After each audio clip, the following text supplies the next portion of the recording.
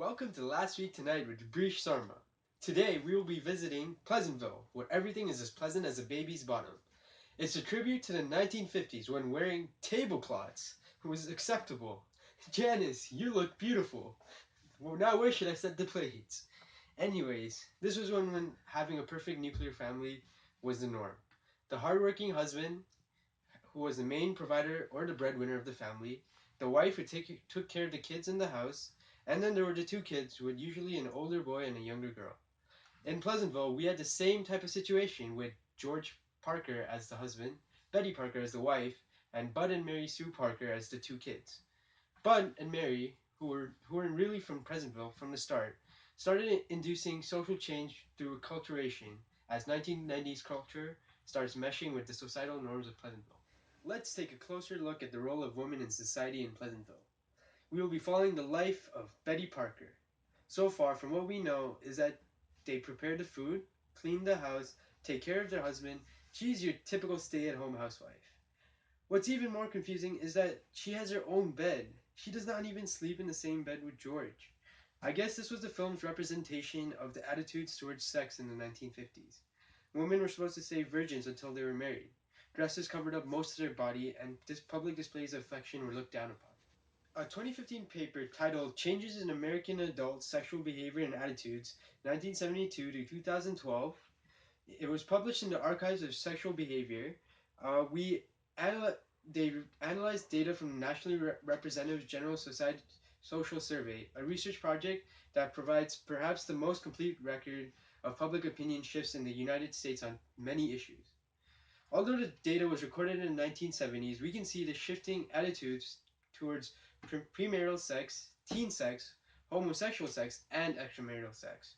Premarital and homosexual sex gradually become more acceptable, while teen sex and extramarital sex is still deemed and looked down upon today. This shows how society changed from wanting a perfect nuclear family with a virgin housewife to a more liberal society where women can be independent and make their own choices. The social change Betty Parker went through started off when she started interacting with Mary Sue, who was actually Jennifer. Jennifer came from the 1990s, a totally different society which was more liberal than the 1950s. Mary Sue introduced Betty to masturbating. Okay, Betty, all she had to do as a housewife was to cook, clean, and take care of the kids, who weren't even at home half the time.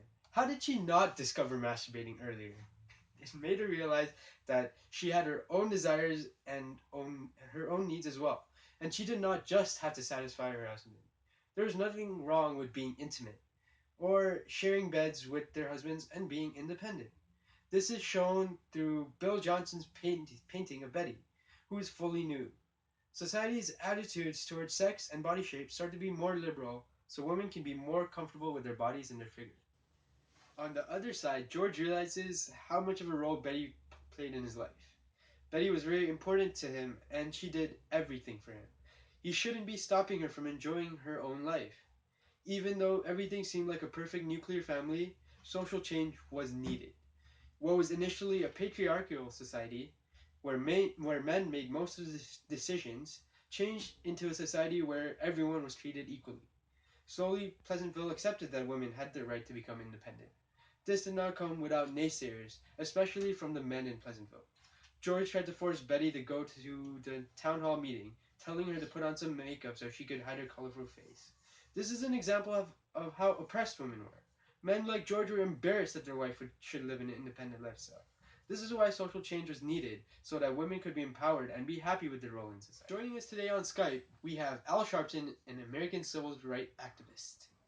Racial segregation has always been a major issue in this world. The things we see in Pleasantville are very similar to the things that happened to African Americans in the 1960s.